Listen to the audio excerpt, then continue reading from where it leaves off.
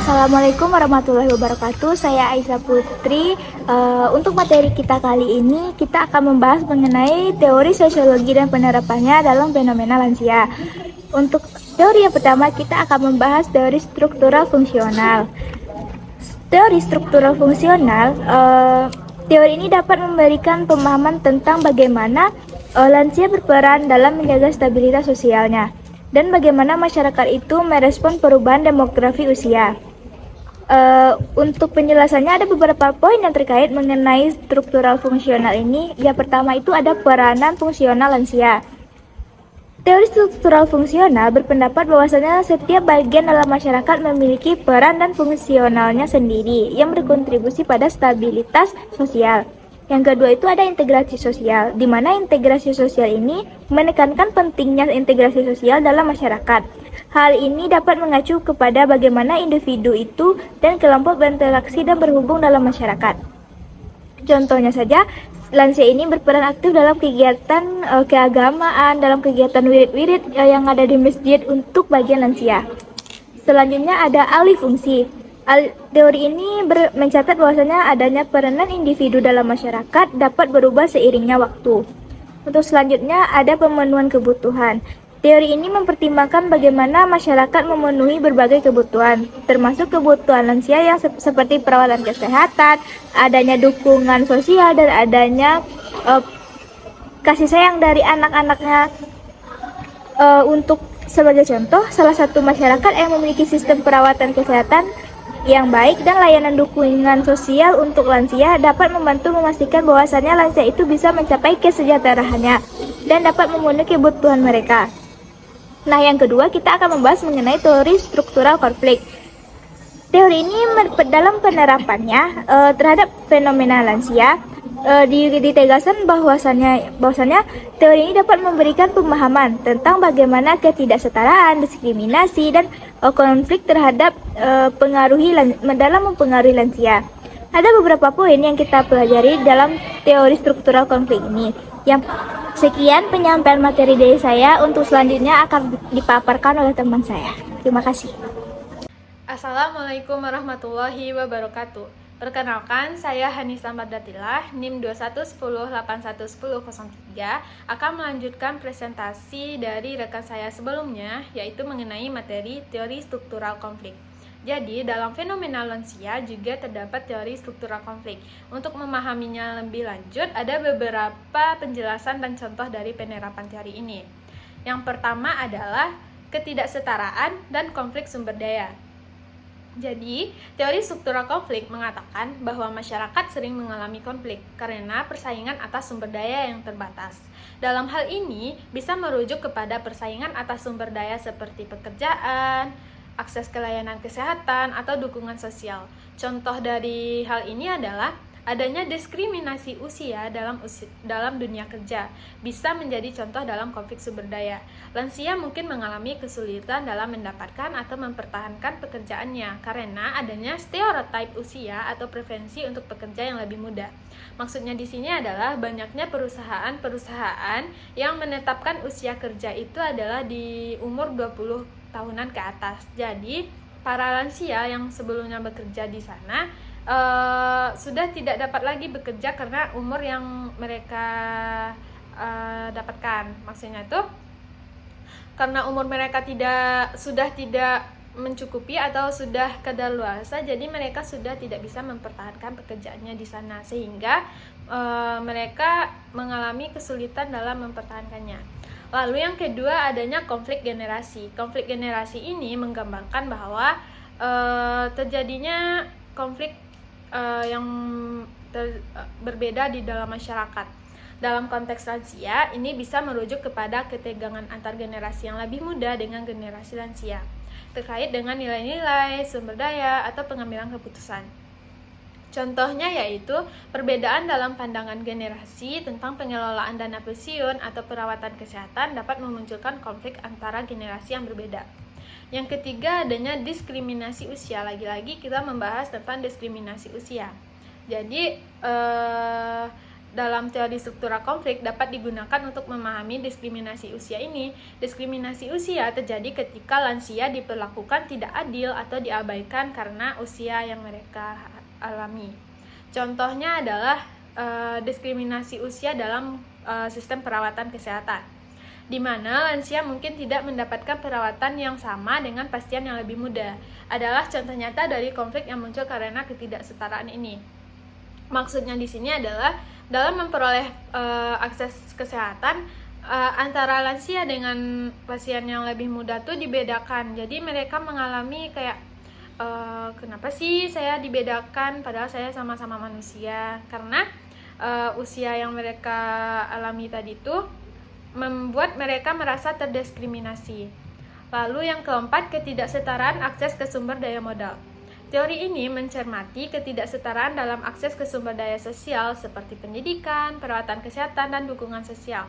Dalam konteks lansia, ini dapat merujuk kepada ketidaksetaraan dalam akses layanan kesehatan atau bantuan sosial.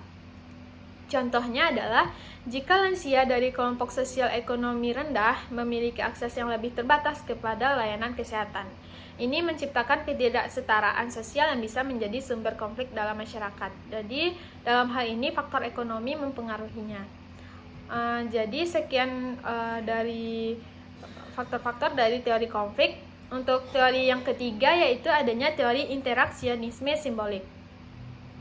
Teori interaksionisme simbolik ini dalam penerapannya terhadap fenomena lansia, teori ini memfokuskan pada perhatian bagaimana lansia dan masyarakat itu secara bersama-sama dapat memberikan makna pada proses penuaan dan interaksi mereka. Maksudnya di sini adalah interaksionisme simbolik ini mengamati, menjelaskan bagaimana lansia tersebut dapat berinteraksi dengan masyarakat sekitar dalam proses penuaannya. Lalu yang di dalam teori interaksionisme simbolik itu juga terdapat beberapa penjelasan dan contoh. Yang pertama yaitu pengonstruksian realitas sosial. Teori ini menganggap bahwa realitas sosial adalah konstruksi dari makna-makna yang diberikan oleh individu melalui interaksi sosial. Dalam konteks lansia, hal ini merujuk pada cara individu dan masyarakat memberikan makna pada penuaan dan pengalaman lansia.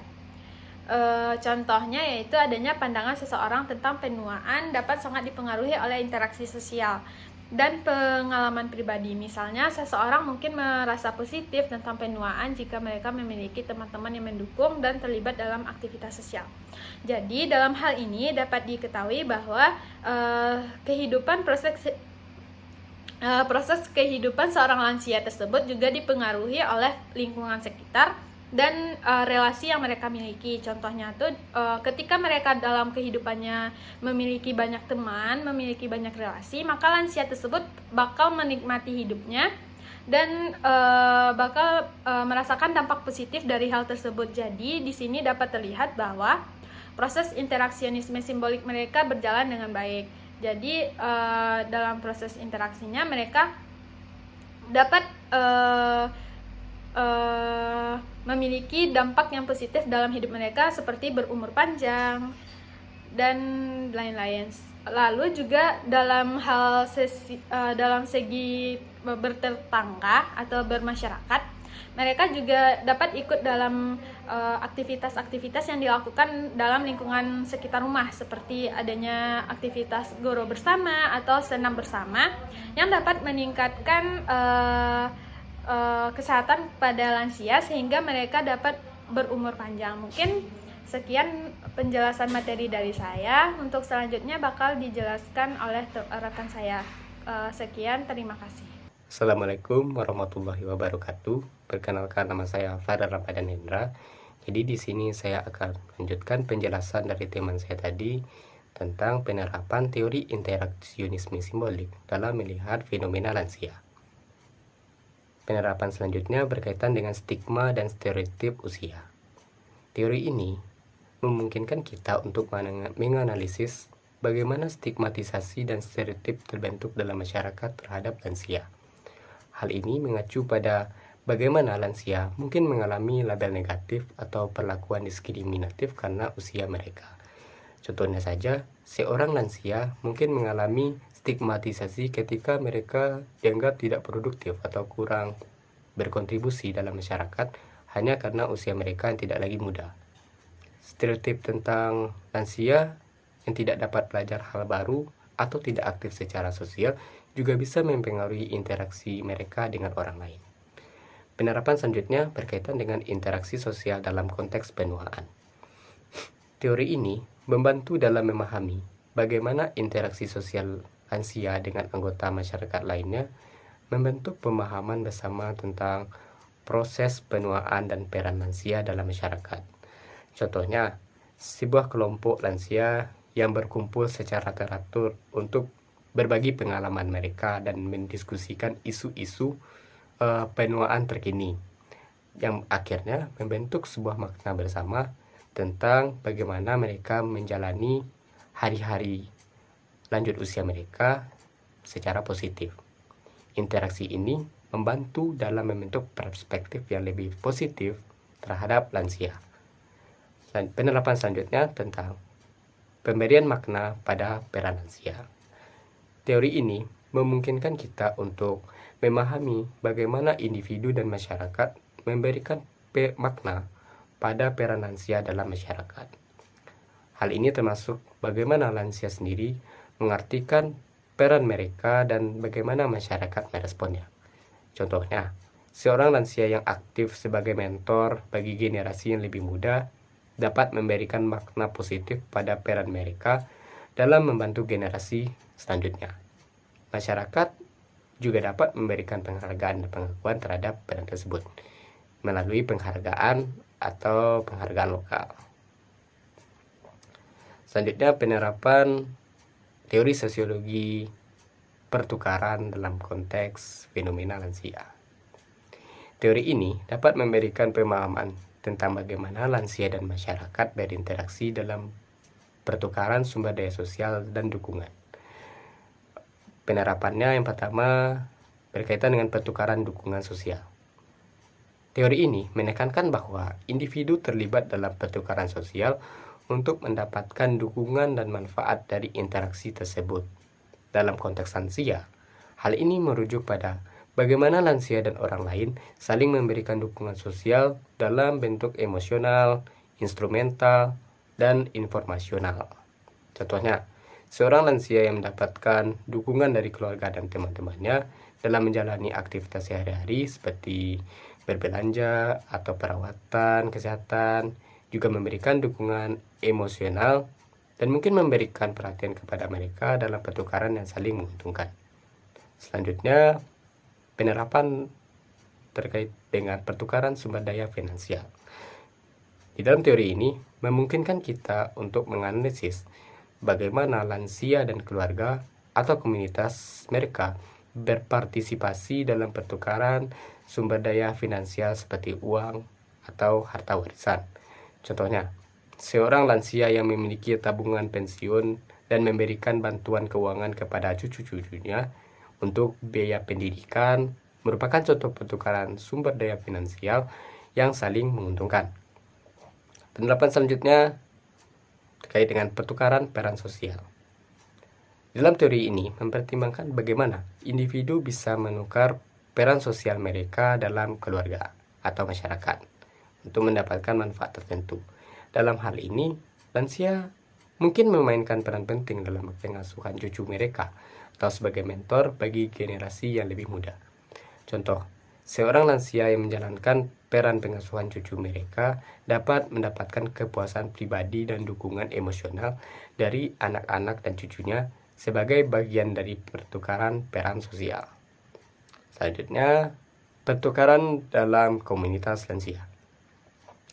Teori pertukaran juga dapat diterapkan pada pertukaran yang terjadi dalam komunitas lansia, di mana anggota berpartisipasi dalam aktivitas dan pelayanan yang bertujuan untuk memenuhi kebutuhan dan keinginan mereka bersama.